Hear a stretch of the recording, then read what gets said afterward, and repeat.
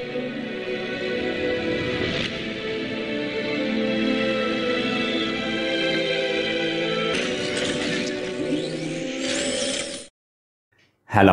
And welcome friends, मैं हूं आकाश कोटनाला। आप देख रहे हैं yoga and Ayurveda science YouTube channel. दोस्तों, आज फिर से न्यू टॉपिक, न्यू लेक्चर लेकर के मैं आपके बीच उपस्थित हूं। आज हम यहां पर घेरण संहिता में वर्णित पाशनी मुद्रा के बारे में चर्चा करने वाले हैं। मुद्राओं से संबंधित या फिर योग के अन्य ग्रंथों से संबंधित, घेरण संहिता से संबंधित आपको चैनल पर 550 प्लस लेक्चर्स दिए जा चुके हैं। आप इन्हें देख सकते हैं, कुछ नया सीख सकते हैं, किसी भी एग्जाम की तैयारी कर सकते हैं। आपको बता दूं कि घेरण संहिता से संबंधित मैंने अभी तक आपको लगभग 50 प्लस लेक्चर्स दिए हैं। यहाँ पर आज हम पाशनी मुद्रा के बारे में जानेंगे, इसका नामकरण, इसकी विधि, इसके लाभ और सावधानी के बारे में जानेंगे।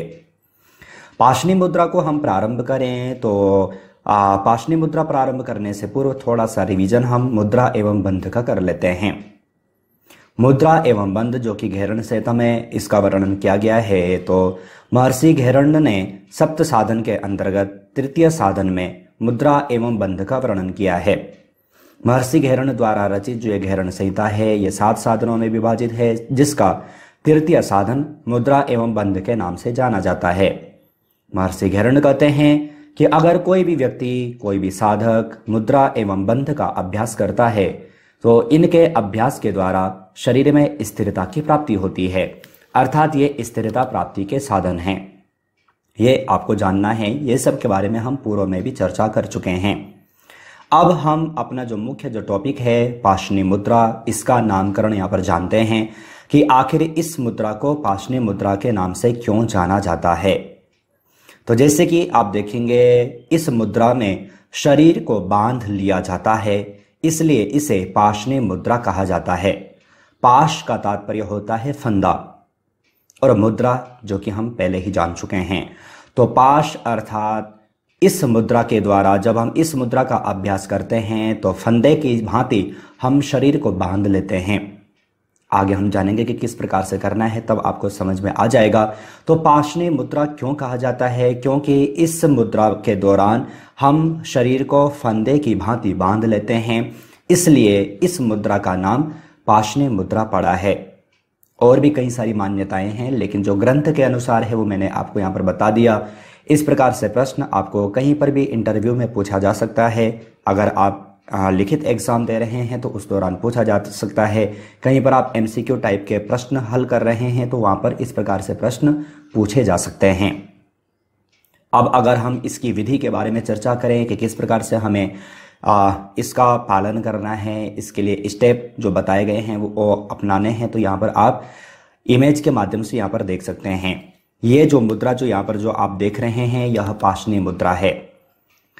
हमने अन्य जो आसन जैसे कि हलासन हमने देखा या फिर कर्ण पीड़ासन हमने देखा, तो जिस प्रकार से हम हलासन में जाते हैं उसके पश्चात हम कर्ण पीड़ासन अभ्यास करते हैं, तो जिस प्रकार से हमें कर्ण पीड़ासन आसन का अभ्यास करना होता है उसी प्रकार से पाशनी मुद्रा का अभ्यास किया जाता है।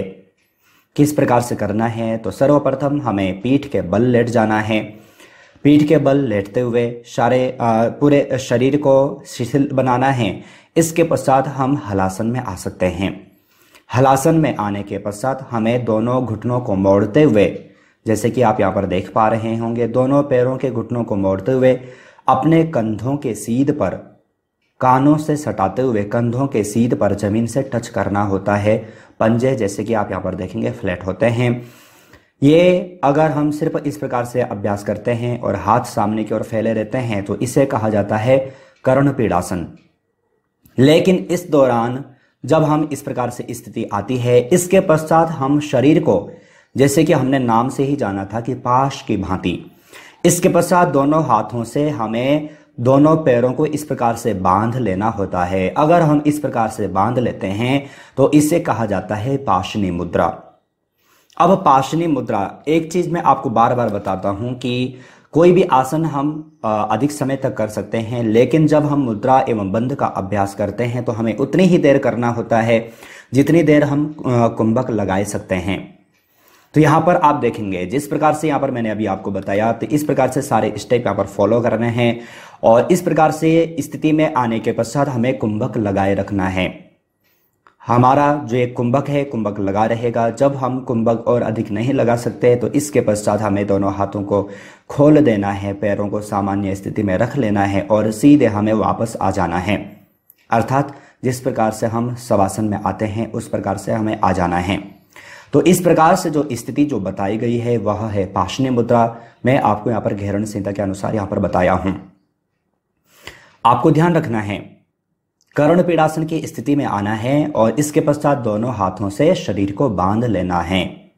ये आपको ध्यान रखना है। दोनों घुटने जमीन से सटे होंगे, ध्यान रखिएगा, और दोनों घुटने कानों पर टच होने चाहिए। तो इस प्रकार से अगर जो स्थिति बनती है तो यह पाशनी मुद्रा कही जाती है। अब कोई भी व्यक्ति, कोई भी साधक अगर पाशनी मुद्रा का अभ्यास करता है तो उसे क्या क्या लाभ हो सकते हैं ये भी हम यहाँ पर देख लेते हैं। तो घेरण संहिता के अनुसार महर्षि घेरण कहते हैं कि इस मुद्रा के अभ्यास से नाड़ियां क्रियाशील बनती हैं। अब जैसे कि आप यहाँ पर देख रहे हैं, हमारा जो पूरा का पूरा जो शरीर है वह एक संकुचित हो रहा है। तो सामान्य सी बात है, नाड़ियां क्रियाशील बनेंगी, ब्लड सर्कुलेशन अच्छे ढंग से होगा, रक्त संचार अच्छे ढंग से प्रारंभ होगा, साथ ही उदर के सभी अंगों की मालिश होगी।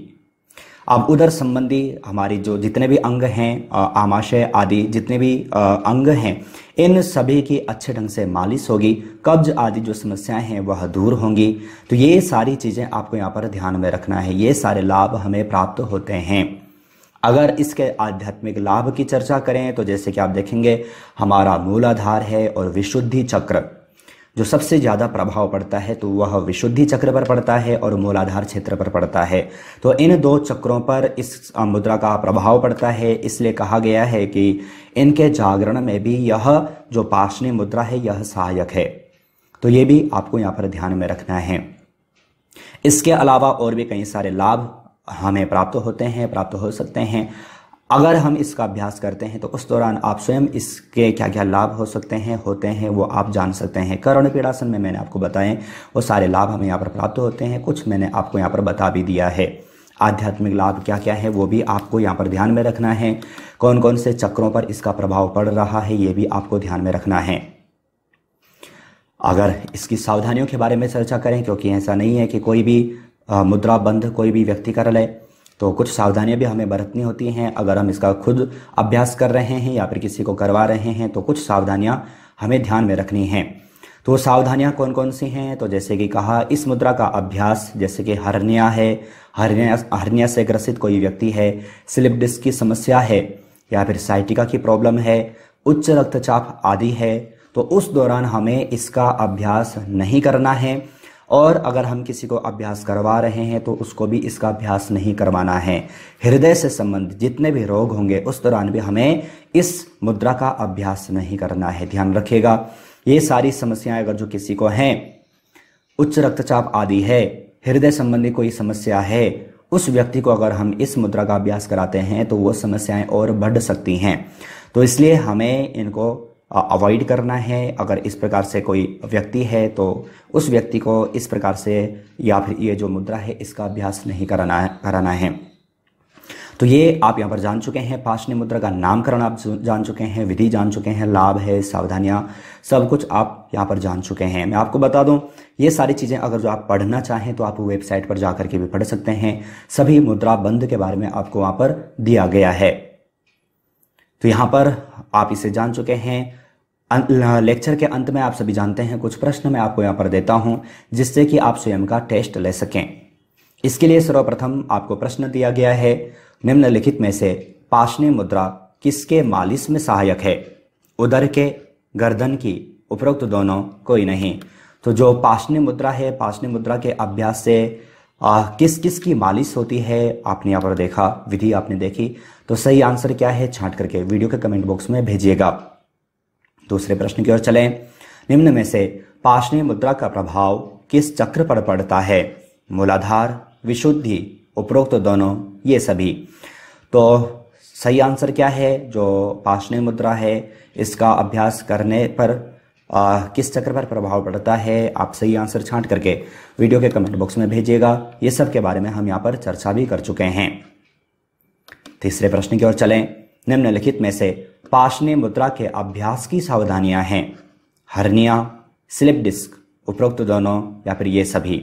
तो किस दौरान हमें इस मुद्रा का अभ्यास नहीं करना है, क्या क्या सावधानियां हमें बरतनी हैं, तो सही आंसर छांट करके वीडियो के कमेंट बॉक्स में भेजिएगा। सबके बारे में हम यहाँ पर जान भी चुके हैं। साथ ही आप सभी को बता दूं, जो प्रश्न आप यहाँ पर देख रहे हैं, इसी प्रकार से प्रश्नोत्तरी सीरीज की चैनल की ओर से 3 ई बुक पब्लिश की जा चुकी हैं। एक में आपको 500, एक में आपको 1000 प्लस, एक में आपको 1500 प्लस MCQ मिल जाते हैं। आप अपने अनुसार कोई भी ई बुक डाउनलोड परचेस करने के लिए वीडियो का कमेंट बॉक्स, वीडियो का डिस्क्रिप्शन बॉक्स चेक कर सकते हैं। चौथे प्रश्न की ओर चलें। निम्नलिखित में से घेरण संहिता में आसनों की संख्या है 20, 21, 24 या फिर 32। तो घेरण संहिता में आसनों की कितनी संख्या है आपसे पूछा गया है। सही आंसर छांट करके वीडियो के कमेंट बॉक्स में भेजिएगा। सब कुछ हम यहाँ पर जान भी चुके हैं, मैं आपको बता भी चुका हूँ। तो आज हमने यहाँ पर घेरण संहिता में वर्णित पाशनी मुद्रा के बारे में जाना। आशा है ये लेक्चर आपके लिए यूजफुल रहा होगा। अगर यूजफुल था तो लाइक जरूर कीजिएगा। साथ ही व्हाट्सएप और फेसबुक के माध्यम से अपने फैमिली फ्रेंड्स लोगों तक जरूर शेयर कीजिएगा। आप चैनल पर ज्वाइन बटन पर क्लिक करके चैनल के 3 प्लान में से कोई भी प्लान ले सकते हैं। चैनल से और अधिक जुड़ सकते हैं, किसी भी एग्जाम की तैयारी कर सकते हैं। इसी प्रकार से अन्य टॉपिक, अन्य लेक्चर के साथ आप सभी से फिर से मुलाकात होगी। लेकिन तब तक आप अपना और अपनी फैमिली का बहुत ख्याल रखिएगा। बाय।